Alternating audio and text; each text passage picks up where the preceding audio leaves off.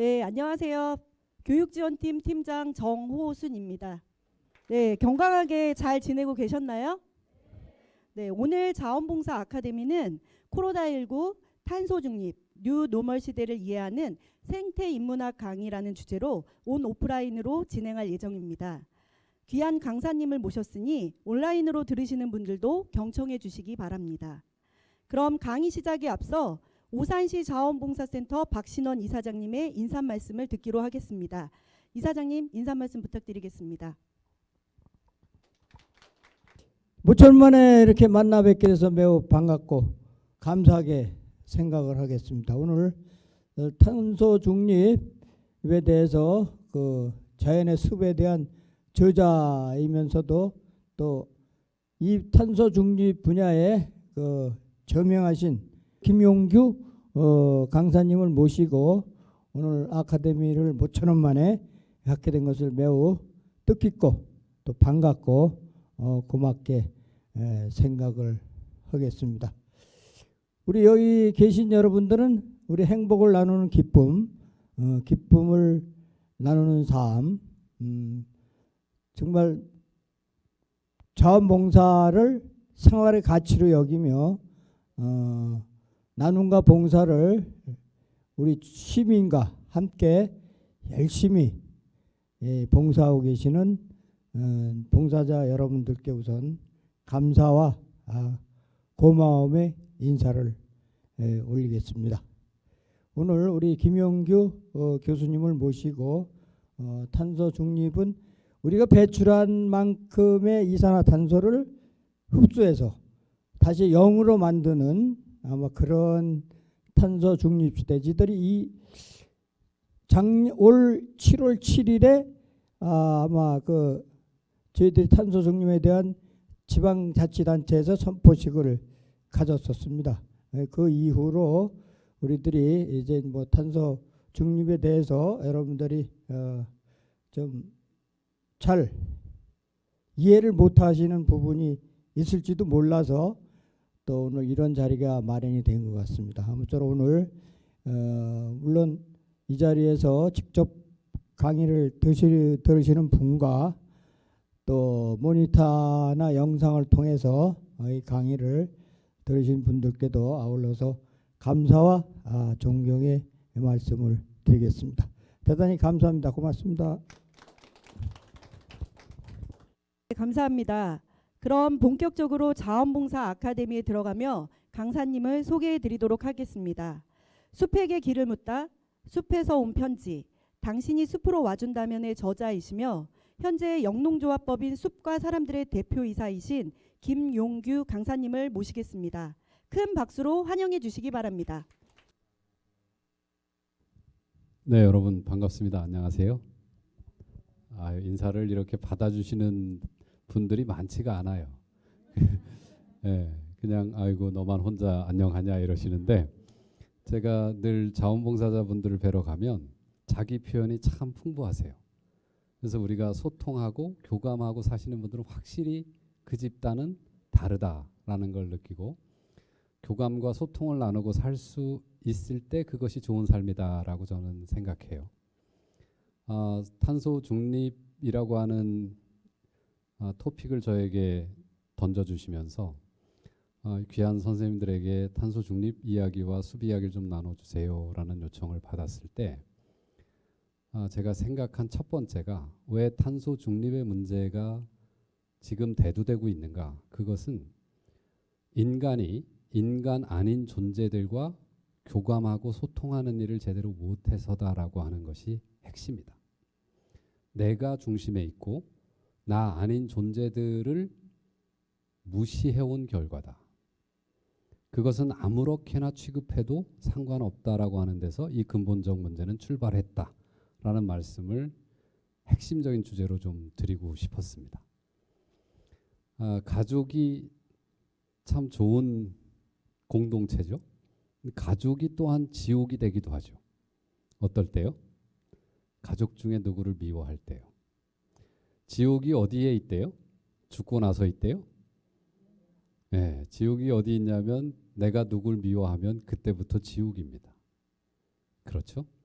우리가 지금 지옥으로 가느냐 아니면 다시 교감과 소통의 마음을 열고 다른 생명, 인간 아닌 무엇들과 연결되느냐에 따라 우리의 미래는 달라질 것이다 라는 말씀 드리는 거고, 지금 여기 코로나19, 탄소 중립, 뉴 노멀 시대 이렇게 말씀드렸는데 코로나19를 맨 앞에 넣은 이유는 아직도 제가 2차 접종까지 마쳤기 때문에 저도 마스크를 벗었습니다.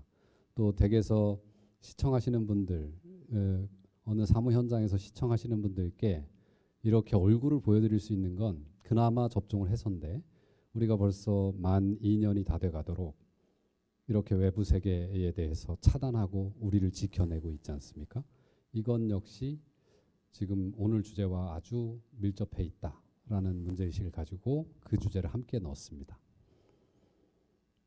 무엇보다 제가 여러분을 뵈러 오는 마음이 어땠냐면, 사실은 저는 여러분께 자원봉사 하시는 분들 여기저기 강의하지만 제가 오히려 그분들에게 배워야 한다라는 마음을 늘 가지고 있습니다. 왜냐하면 여러분이 세상의 중심에 계신 분들이기 때문에 그렇습니다. 세상의 중심이 어딘지 혹시 아십니까? 이걸 잘 모르겠으면 내 몸의 중심이 어딘가를 한번 떠올려 보십시오. 내 몸의 중심은 어디입니까? 배꼽? 머리? 머리가 중심이 되는 순간 되게 힘들어요. 네. 가슴이 중심이다 뒤에서 툭툭 치시면서 그래도 머리보단 매우 위로가 되는 말씀인데, 어느 지혜로운 분이 이렇게 말했습니다. 아픈 자리가 중심이요. 아이 키워보신 분들 아시죠? 네, 자식놈 중에 중심이 어디에 있어요? 장남이에요? 아픈 놈이 중심이 되죠. 내 몸에도 똑같아요. 아픈 자리에 가시 하나 손톱 밑에 들어가면 그 순간 거기가 중심이죠. 여러분이 왜 중심을 지키는 분들이라고 제가 말하냐면, 그렇게 아파서 방치되어 있거나 돌봄을 필요로 하는 자리에 여러분은 스스로 자원해서 가시는 분들이고 마다하지 않으셨잖아요. 여러분, 우리 바다가 예전에 기름이 유출되어 오염되었을 때 그 현장에 가셨던 선생님들 여기 계시죠? 한반도의 바다의 아픈 자리, 그 중심을 향해 달려가 땀 흘리고 애쓰신, 그게 바로 중심을 지키는 것이죠. 여러분의 삶이 얼마나 그래서 소중한 일인가, 그런 분들께 제가 무슨 감히 강의 따위를 할 수 있는가, 이런 생각을 하면서도 또 선생님들의 눈으로는 아직 알지 못하시는 영역이 있으니 그 이야기만 좀 소박하게 드려야겠다라는 마음으로 왔습니다. 네, 기대되시죠? 네, 진행해 보겠습니다.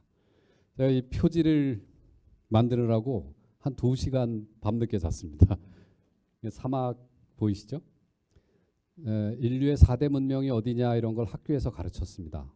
그래서 시험에도 냈습니다. 4대 문명 발상지가 아닌 곳은. 그런데 이걸 가르친 적은 없습니다. 4대 문명이 발상했던 그 자리는 지금 어떻게 돼 있나. 4대 문명의 발상지였던 모든 공간은 지금 사막이 돼 있습니다.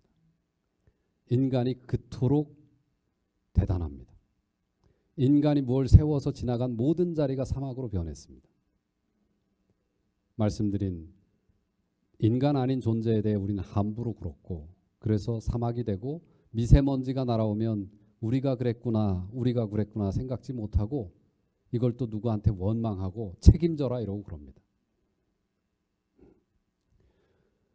코로나는 저기 누구 어느 사람 보고 책임져라 이러고 싶죠 또.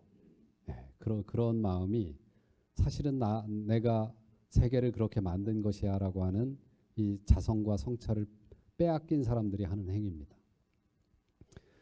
저 위에 북극곰 보이십니까?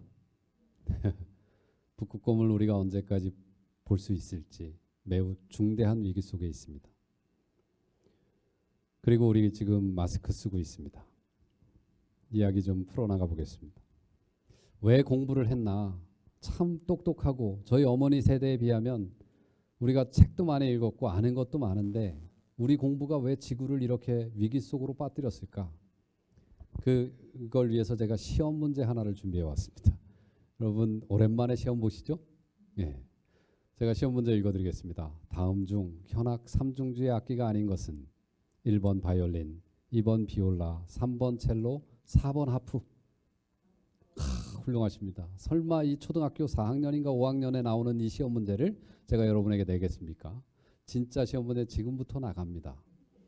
여러분이 지금 세 곡의 노래를 들으실 건데 시간 관계상 다 들려드리진 못합니다. 앞부분 좀 들려드릴 텐데 같은 노래입니다. 이 노래를 연주하고 있는 악기의 주 선율을 이끌고 있는 악기가 뭘까? 요거 알아내시는 겁니다. 첫 번째 곡 들어보겠습니다.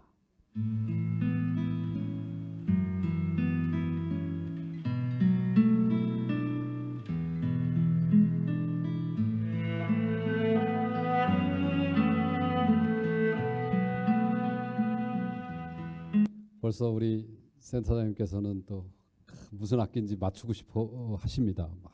이 첼로입니까? 이게? 바이올린입니까?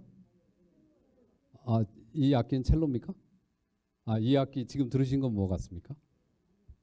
바이올린? 비올라? 첼로? 첼로? 네. 또 평소에 뭘 좀 많이 아시는 분이 얘기하면 다 따라가죠, 글로. 예, 일단 아까는 이견 없이 하프 이러셨는데 지금은 이견이 생겼습니다. 동일한 사태를 놓고 두 번째 곡 들어보시겠습니다.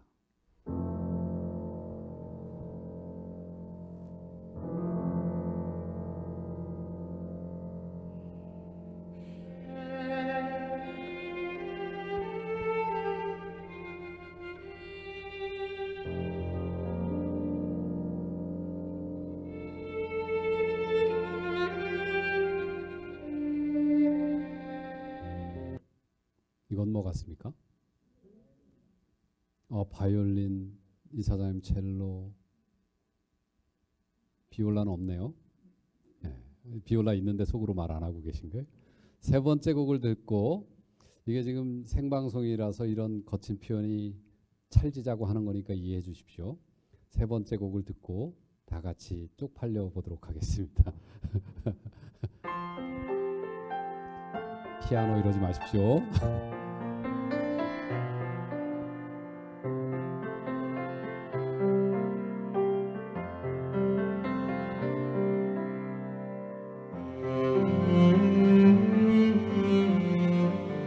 이게 첼로네요. 네. 이게 첼로 맞습니다.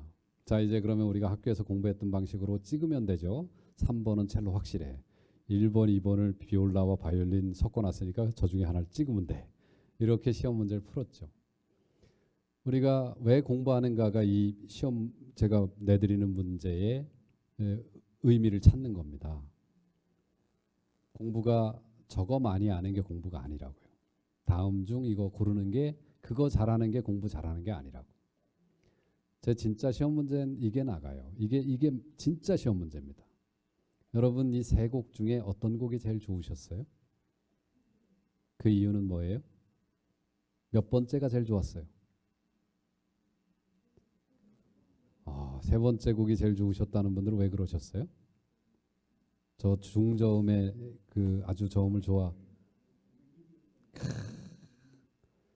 그럼 선생님 벌써 제 목소리 중후한 목소리에 또 매료되셨겠네요. 예, 저마다 이유가 있습니다. 그죠? 그리고 좋다는 느끼는 겁니다. 그때부터 느끼기 시작하죠. 머리를 닫고 느끼는 거예요. 공부는 느끼는 걸 가르치지 않았습니다. 법을 공부한 사람들이 법대 앞에 와서 불려와 쓰는 사람들은 어떤 절박한 사정을 가지고 있는가를 느끼지 못하면 문장만 가지고 그 사람을 심판하게 되어 있습니다. 불쌍한 걸 책으로 배운 사람들은 불쌍하네 저거. 그러나 우리 자원봉사 하시는 선생님들은 그렇죠. 그걸 느끼죠. 아프구나 저 사람이. 아픈 사람한테 뭐 해야 돼요? 당신 아프구나 하는 분석이 필요해요? 아니면 그 사람 가서 이마를 짚어주고 손을 만져주고 약을 구하지 못하면 약을 구해다 갖다 주고 하는 게 필요해요.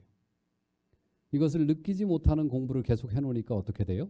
똑똑하다는 사람들이 지구에서 더 많은 생산성을 뽑아내는 것이 선이라고 생각하게 되죠. 빙하가 녹든 말든 쇠빙선을 가지고 북극의 빙하를 가로질러 길을 단축하자라고 하는 사업 아이디어를 냅니다. 이 공부 많이 하는 애들이 한 겁니다. 빙하를 가로질러 쪼개놓으면 엔트로피라고 하는 법칙이 있죠. 물리학에. 무질서도가 높아지면서 녹는 속도가 훨씬 빨라져요. 느끼지 못하는 거예요. 북극곰의 삶을 느끼지 못하고 가까이는 북극곰, 멀리는 그것이 우리에게 어떤 방향으로 돌아올까를 느끼지 못하는 겁니다.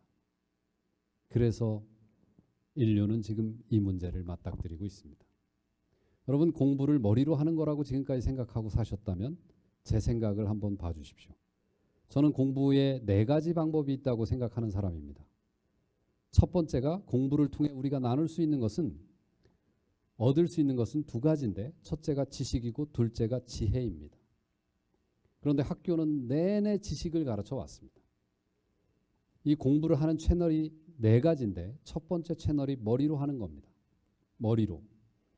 2번째 채널이 가슴으로 하는 공부입니다.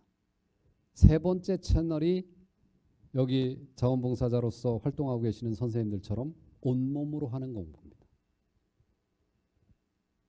마지막 채널이 하나 더 있는데 그건 조금 이따 말씀드리고, 지식이라고 하는 것과 지혜라고 하는 걸 얻을 수 있는 게 공부라고 한다면 지식은 도대체 뭐냐? 지식이라고 하는 건 그저 재료 또는 수단에 불과합니다. 그것을 통해 우리는 어떤 목적, 어떤 완성을 향해 나가는, 이 지혜를 향해 나가야 되는 수단이 지식일 뿐인 거죠. 지식이라고 하는 것은 주로 인과를 따져 묻는 겁니다. 분별을 해내는 겁니다. 그걸로. 얘는 이름이 뭐냐, 저것은 무엇이냐 정도이죠. 이것은 어떤 사태나 어떤 진실의 표층, 껍데기 부분을 주로 만지는 겁니다. 조금 더 들어가면 중층, 조금 더 들여다볼 수 있는 수준인 거죠. 이건 부분을 아는 행위입니다. 그러나 지혜라고 하는 것은 그 자체로 목적입니다. 그것을 통해 우리는 완성할 수 있고 온전해질 수 있습니다. 이것은 주로 이치를 들여다보고 이 공부를 통해 우리는 그 이치와 합일하려고 합니다. 이 지혜를 통해 우리는 근원을 살피고 그 심층을 들여다보려 합니다. 이 지혜를 통해 우리는 깨달음을 그리고 전체를 볼 수 있는 눈이 열리게 됩니다. 공부의 마지막 채널 하나를 말씀드리기 전에 지식이라고 하는 건 주로 도구적인 이성입니다. 이 도구적 이성이라고 하는 건 내가 어디로 가고 있는지는 알지 못하게 합니다. 돈이 무척 많은 사람들, 돈을 벌어야 좋은 삶이 된다고 믿는 사람들이 아직 뭐 수백억, 수천억의 돈을 쌓아놓고도 자신은 돈이 아직 모자란다고 생각하죠. 이 자리에 부자 있으면 손 들어보세요. 제가 대한민국에서 부자를 만난 적이 없어요. 진실로. 수십억, 수백억의 현금을 가지고 운용하는 사람들조차 자기는 아직 가난하다고 얘기합니다. 이 도구적 이성에 갇혀 있는 사람들은 내가 돈을 통해 어디로 가고 있는가, 무엇을 향해 돈을 버는가를 묻지 못하고, 그래서 돈을 위해 온갖 악행을 자행하는 일도 서슴지 않습니다. 지혜라고 하는 것은 우리에게 무엇을 주냐면 그것은 자유를 줍니다. 돈으로부터 자유로워질 수 있습니다. 지혜가 있는 자는 충분히 내가 지금 있는 돈으로도 감사하다 하는 마음을 가지고 살아갈 수 있습니다. 이런 눈이, 지혜의 눈이 열리려면 머리로는 절대 안 됩니다. 가슴으로 하는 공부, 저 사람, 저 사태를 내 것처럼 연민할 수 있는 마음이 열릴 때 가능합니다. 그리고 무엇보다 온몸으로 삶을 실천해 나갈 때 그것이 조금 더 열립니다. 그리고 한 가지의 채널을 더 여셔야 여기에 도달할 수 있는데 그것이 바로 영적 채널이라는 겁니다. 여러분이 화장실에 앉아 있을 때 아무 생각 없이 내 몸에 들어와 있는 무언가를 내보내는 일을 하자고 앉아 있을 때 느닷없이 들어오는 맑은 생각들이 있습니다. 그게 영감이라고 하는 거죠.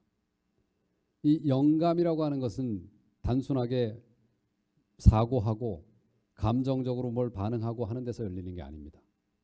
그것은 침묵 속에서 찾아옵니다. 기도 속에서 찾아옵니다. 묵상 속에서 찾아옵니다. 그리하여 우리 공부 중에 하나 등한시하고 있는 멈추어 침묵하고 묵상하며 때로 기도하는 이 공부를 우리가 하지 않고 있는 것 너무 안타깝죠. 여러분은 자주 멈추어 묵상하고 침묵하고 그리고 기도를 덜어 하시는 삶을 같이 사셨으면 좋겠습니다. 참고로 저는 종교가 없습니다. 오해하지 마십시오. 자, 이제 우리가 탄소 중립과 이 주제를 이해하기 위해서 제가 생태계라고 하는 것을 한번 그림으로 표현해 와 봤습니다. 생태학이라고 하는 것은 대학에서는 한 학기 정도를 가르치는 아주 두꺼운 책으로 한 학기가 개론 정도 되는 학문인데요. 그 중에 핵심은 이 그림을 가지고 보여주는 건데 생태학을 딱 두 단어로 그 핵심의 단어를 요약하라 그러면 그것은 관계와 순환이라고 얘기할 수 있습니다. 관계와 순환을 한 단어로 말하라 하면 그것은 연기성이다 이렇게 얘기할 수 있습니다. 이것은 불교 사상, 불교의 철학이 자주 언급하는 얘기입니다. 연기. 자, 우리가 예전에 우리의 선조들이 문명이 발달하기 전에 우리는 태양을 신으로 섬긴 선조들이 많았습니다. 태양이 너무도 위대해서요. 갑자기 사라졌다가 아침만 되면 또 떠오르고 또 저녁 되면 사라졌다 또 아침에 떠오르는데 그거 만나면 너무 행복하고 따뜻하고 좋아요. 신인 거죠. 그 태양이 출발점입니다. 태양계에 무엇이 있죠? 수, 금, 지, 화, 목, 토, 천, 해. 명은 지금 이제 취급 안 하는 것 같던데요. 그렇게 있습니다. 그 중에 생명이 살고 있는 유일한 공간이 어디죠? 지구입니다. 이 지구로 지금 쏟아져 들어오는 햇빛을 누가 포집하냐면 식물이 이것을 받아서 밥으로 바꿔놓습니다. 제가 식물을 가만히 들여다보다가 부러웠습니다. 저 능력을 나도 갖출 수 있다면 정말 하고 싶은 걸 다 해볼 수 있겠구나. 우리에게 신이 주시지 않은 식물에게만 주신 위대한 선물이 있으니 그것이 무엇이다? 스스로 밥을 만들 수 있는 능력이다. 그것을 학교에서는 뭐라고 드라이하게 가르쳤다? 광합성이다. 그것을 재정의로 바꾸라고 그러면 식물이 밥을 만드는 일련의 활동 과정이라고 얘기합니다. 얼마나 좋습니까? 물 한 병 들고 햇볕 쐬는 어느 공원에 가서 가만히 앉아 있거나 누워 있습니다. 그러면 우리도 밥이 몸에 채워집니다. 이게 식물이 하는 일인데 그때 식물이 식재료로 쓰는 게 뭐예요? 바로 이산화탄소와 물입니다. 이산화탄소라고 하는 게 지구가 처음 탄생했을 때 46억 년 전에 지구가 처음 생겼습니다. 지구가 처음 생겼을 때 공기 중에 이산화탄소가 몇 퍼센트 있었을 것 같습니까? 99%가 이산화탄소였습니다. 여러분 산업혁명 때까지 산업혁명이 일어나기 전까지 그 99%의 이산화탄소를 전부 저장해낸 애들이 있었으니 생명 존재가 있었으니 그것이 바로 식물입니다. 식물들이 공기를 산소의 농도를 21%까지 올렸습니다. 그래서 왜 이 산소를 높이는 데 또 식물이 역할을 하냐면 이산화탄소를 몸으로 바꿔내고 이걸 탄소를 저장한다라고 얘기합니다. 바꿔내면서 숨을 쉴 때 CO2 중에 O2 산소를 버립니다. 식물이. 이 버린 게 지금 공기 속에 쌓여서 그게 21%가 된 겁니다. 이 21%가 됐기 때문에 동물과 다른 생명들이 살아갈 수 있는 여건이 된 거예요. 놀랍죠? 누가 이걸 설계하셨는지 모르겠어요. 그러면 지금 이산화탄소 몇 퍼센트냐? 미리 알려드릴게요. 공기 중에 제일 많은 농도를 가지고 있는 건 질소입니다. 우리 공기 중에 78%가 질소, 21%가 산소, 나머지 1% 남았죠. 이 1%가 탄소만 있는 게 아닙니다. 엄청나게 많은 종류의 가스 분자들이 있는데 이산화탄소는 전체 농도 100% 중에 공기 농도 100% 중에 산업혁명 때 0.028%까지 줄어들었습니다. 다시 한번요. 몇 프로요? 0.028%. 99%를 그만큼 줄여놨던 겁니다. 누가 했다? 식물이 했다. 여러분 예전에 연탄 떼든 기억나십니까? 그 연탄이 언제 만들어졌다고 지구 역사에 나오냐면 석탄기에 만들어진 겁니다. 석탄기라고 하는 것은 어떤 시기냐면 엄청난 식물들이 있어서 이놈들이 막 살다가 엄청나게 많은 식물들, 지금은 상상도 할 수 없는 열대 우림보다 더 깊은 식물 숲이 있어서 이놈들이 살다가 층층이 낙엽을 만드니까 뿌리가 약해요. 그러면 얘들이 나중에 푹푹 쓰러집니다. 이것들이 쓰러진 것이 쌓이면서 그게 흙 속에 매장이 되죠. 그 매장돼서 이게 압력을 받으면서 석탄, 석유로 바뀐 겁니다. 그걸 언제부터 꺼내 쓰기 시작했냐? 서양은 산업혁명이 일어나면서부터 꺼냈었고, 우리는 언제부터 주로 꺼냈었냐? 우리가 일제강점기 때 시작을 하지만 실질적으로 여러분 연탄 보일러 놓은 게 언제예요? 연탄 고래로 꺼내고 하시던 거 기억나시잖아요. 예, 그때부터 이제 온통 우리가 석탄을 쓰기 시작했습니다. 서양이 먼저 썼어요. 그래서 산업혁명 이후부터 지금까지 이산화탄소가 얼마가 늘었느냐? 온실가스가 늘었다고 하는데 주범 중에 하나가 이산화탄소인데 얼마 늘었느냐? 1%를 못 넘고 있잖아요. 지금 전체 중에 1%도 안 되는데 0.04%, 0.028에서 0.04456%, 이게 나라 상공마다 좀 달라요. 0.045나 뭐 이 정도 왔다 갔다 할 거예요. 놀랍지 않습니까? 아주 극미량이 늘어났는데 지구에 심각한 문제가 탄생하고 있는 겁니다. 사막화가 진행되고 종의 멸종이 시작됩니다. 왜 그러겠습니까? 그 온도에 적응해 있었기 때문에. 제가 심은 감나무가 한 해에 다 죽어버렸어요. 산속에다가. 왜요? 한 번도 없던 추위를 겪어서. 살아있는 모든 것은 이 성질을 가지고 있어요. 이걸 생태학에서는 항상성이라고 불러요. 항상 그래 그 아이는 할 때 그 항상입니다. 살아있는 모든 애들은 항상성을 가지고 있어요. 여러분도 항상성이 있어서 지금 유지돼서 사시는 거예요. 어떤 항상성이 있으세요? 여러분의 체온 36.5도에서 7도 이 정도의 항상성이 있습니다. 높아지면 아픈 겁니다. 너무 높아지면 죽습니다. 낮아지면 저체온증으로 들어가 죽게 됩니다. 이 항상성, 온도 있고 혈압 있고 맥박이 있습니다. 맞죠? 그거 외에도 여성들 같으면 젊은 여성들은 생리주기라고 하는 항상성을 가지고 있어요. 그러면 한 유기체만 그런 게 아닙니다. 지구 전체도 항상성이 있어요. 그래서 지구가 살아있다고 얘기하는 겁니다. 전체로서. 대기가 아까 말씀드린 탄소는 질소는 78%, 그리고 산소는 21%. 이 항상성이 깨지면 안 되는 거예요. 이 깨지면 연달아 연쇄적으로 생명체들이 멸종하도록 되어 있어요. 지금 이산화탄소의 항상성이 280 ppm, 0.028%. 이것에서 점점 깨지며 높아지고 있는 국면으로 갔고, 그래서 온도는 상승하고 해수면도 높아지고 빙하가 녹고 사막이 증가하고, 그리고 우리가 만났던 나무들이 더는 우리 동네에서 만날 수 없는 날들이 곧 찾아오고. 이해되시죠? 네. 이게 바로 연기입니다. 연기. 아, 하나였구나. 우리가 도처에 있는 각자 따로 독고다이로 각각이 살아도 살 수 있다고 믿지만 사실은 지구에 존재하는 모든 물질과 생명은 다 연결되어 있는 것이구나. 여러분, 왜 내가 누굴 미워하는데 내가 지옥이 돼요? 미워하면 난 자유로워야죠. 연기되어 있어 그렇습니다. 그것과 나는 철저하게 연기되어 있고 분리될 수 없는 무언가가 있기 때문에 그렇게 되어 있는 겁니다.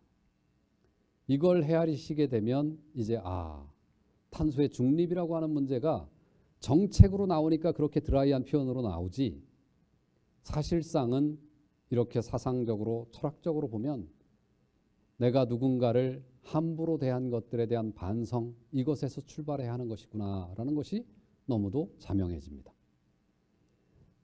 어렵습니까? 쉽죠? 제가 어려운 얘기를 매우 지금 쉽게 말씀드리고 있죠? 그렇다고 해주십시오.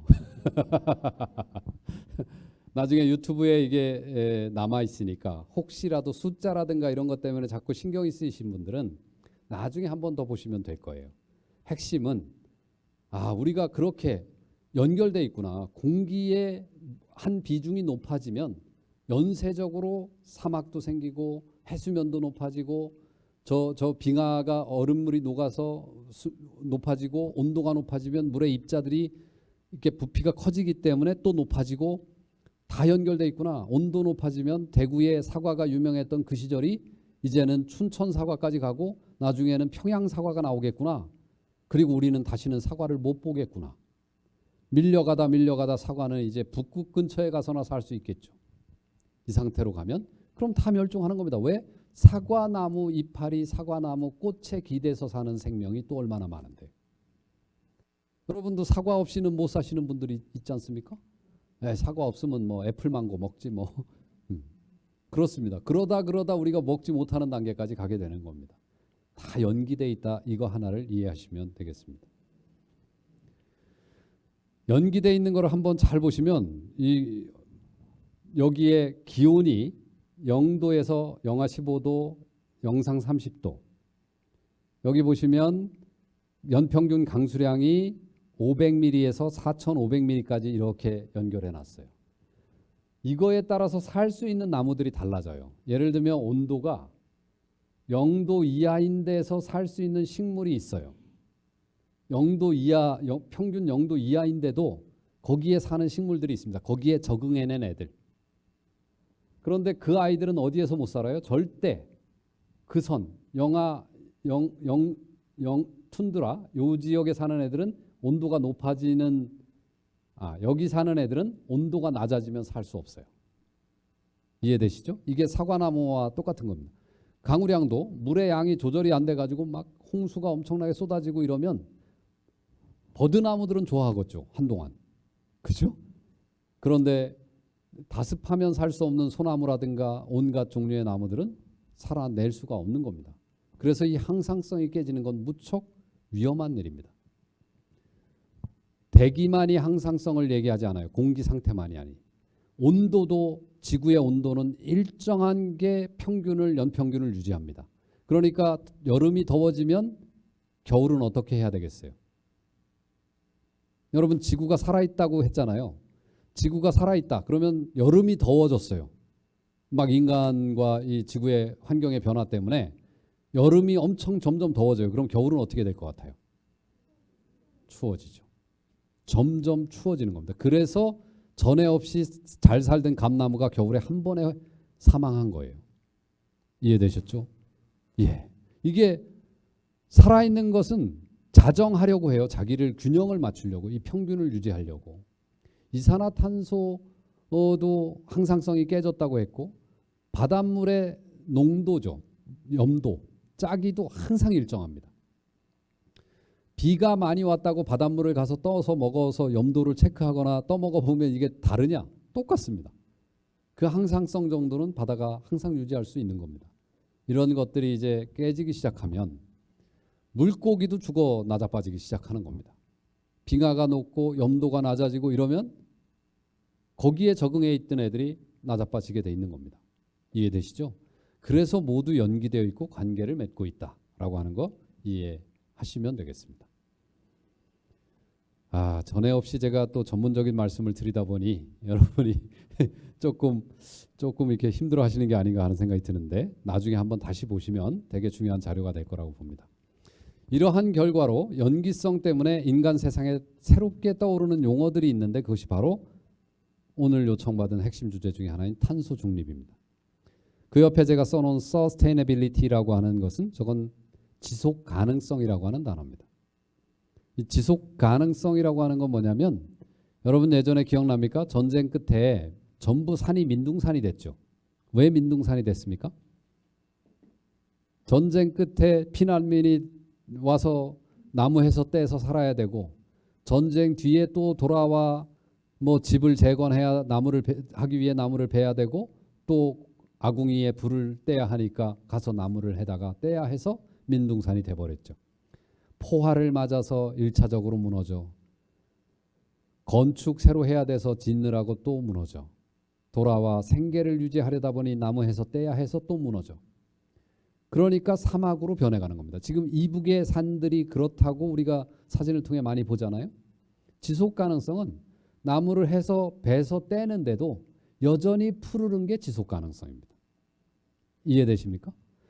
우리가 자동차를 몰고 다니는데 이산화탄소의 농도가 점점 높아져서 항상성이 깨지는 수준으로 무언가를 전기를 쓰고 탄소를 쓰고 하는 것이 아니라 이걸 쓰는데 대기 상태가 이상이 오지 않도록 관리하면서 쓰는 게 지속 가능성입니다. 이해되셨습니까? 네. 더 쉽게 말하면 내가 100만 원을 버는 사람입니다. 지속 가능하려면 어떻게 하면 됩니까? 소비를 어떻게 하면 돼? 얼마 쓰면 돼? 100만 원을 쓰면 지속 가능하죠. 그런데 늙는 걸 생각해야죠. 병원비를 생각해야죠. 그죠? 가끔. 그래서 100 이하를 써야 맞겠죠? 100 이하를 써야 지속 가능성이 나오는 겁니다. 이해되십니까? 온도가 지금 1도만 더 높아져도 지구는 매우 위험해지거든요. 평균 기온이. 이제 막바지까지 왔다는 거예요. 안 그러면 카드빚 내서 돌려막기 하다가 이제 저 장기 팔아야 되는 상황이 오는 거예요. 쉽게 설명드리면 딱 그거예요. 이 지속 가능성 무너지는 게 그겁니다. 내 몸뚱아리로 생각하면 금방 이해되지만 지구 전체는 남의 일 같거든요. 아까도 말씀드린 것처럼 연결성이 많이 무너져가지고 영적으로 아주 열려있는 분들은 이걸 느끼는 거예요. 지구가 아픈 게 내가 아픈 것처럼 느껴지는 거예요. 여러분 유엔에 가서 연설했던 그 아주 어린 아이 기억하시죠? 눈물로 호소하죠? 그 뭐냐면 그 아이는 느끼고 있는 거예요. 영적으로 이 지구라는 거대한 생명과 살아있는 이 행성과 자기가 연결되어 있는 겁니다. 그렇기 때문에 이야기를 그렇게 울며 할 수 있는 거죠.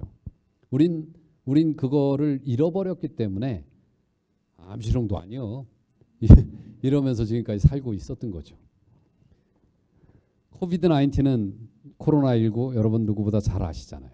이 핵심적 원인은 호메오스테이시스라고 하는 저 항상성이 무너지는 위기 속에서 지금 등장하고 있는 것이고 이 코로나19 바이러스가 창궐하는 앞에서 보시면 생태계의 주체가 생산자, 소비자, 분해자 우리가 이렇게 배웠잖아요. 이 분해자 영역에 미생물들이 들어가 있고 미생물이 세 종류예요. 딱 바이러스, 박테리아, 곰팡이. 이 바이러스들이 창궐한다는 것은 바이러스를 견제하고 균형을 맞춰주는 다른 어떤 물질적, 생물적 요소들이 깨졌다는 거예요. 이해되시죠? 예. 그리고 뉴노멀이라고 하는 것이 이제 새롭게 등장한 말인데 이건 2008년도에 미국의 경제 위기가 찾아오면서 금융위기 기억하시죠? 그때 2008년도에 그때 저성장, 저금리 이제 그동안은 보이지 않는 손에게 다 맡겨 했던 것들 때문에 무너지면서 규제를 좀 강화해 나가자. 고규제의 경제 환경을 좀 만들어야 되겠다라고 하는 것이 원래는 뉴노멀입니다. 뉴노멀이 무슨 뜻이죠? 새로운 표준이라는 뜻입니다. 그런데 이제 거기에 뭐까지 들이닥쳤냐면 코로나가 등장합니다. 그러니까 우리가 새로운 노멀이 만들어졌어요. 이제는 마스크 다 쓰고 사는 거에 대해서 별로 저항이 없어요. 어쩌면 우리 평생 이러고 살아야 될지도 몰라 이런 얘기를 공공연하게 하기도 합니다. 이제는 가족 간의 관계도 대단히 놀라워졌어요. 강의의 현장도 대단히 새로운 환경으로 뉴노멀이 가고 있어요. 우리가 지금 이제 백신 접종률이 높아지고 해서 이렇게 온오프라인을 같이 하지만 올 초 지난해 말부터는 이 비대면 강의가 새로운 노멀이었어요. 저도 제 집에 이 장비처럼 뭐 비싼 장비는 없지만 다 흉내난 장비가 제 서재에 다 있습니다. 저는 사실은 오늘 집에서 하는 줄 알고요. 한 사흘 전까지 다 그 편안하게 집에서 위만 이렇게 차려입고 바지는 반바지 양말도 안 신고 뉴노멀 강의하는 사람이 얼마나 사실은 처음엔 적응이 안 되는지 모르지만 나중에는 해보니까 너무 좋은 거예요. 이동도 안 해도 돼. 탄소 배출도 덜해. 아이고 뭐 그러고 강연료도 똑같아. 뭐 이러니까 처음엔 적응이 안 됐는데 나중에 하다 보니까 이게 표준이 될 수도 있겠구나. 오늘 오전에는 전 사실은 그 줌이라고 하는 인터넷 회의 툴을 이용해서 부산 사람, 서울 사람 그리고 괴산 사람 이렇게 셋이 회의를 하다 왔어요. 이제는 이게 대단히 중요한 새로운 표준으로 여러 가지가 잡혀가는데 이게 무슨 문제를 일으키냐? 결국 우리의 관계가 예전 방식의 관계는 이루기 어려워진 쪽으로 갈 수도 있다 이런 생각이 들고 이 자원봉사도 뉴노멀의 무언가를 계속해서 탐험해 나가야 될 수도 있겠다 이런 생각도 하게 됩니다.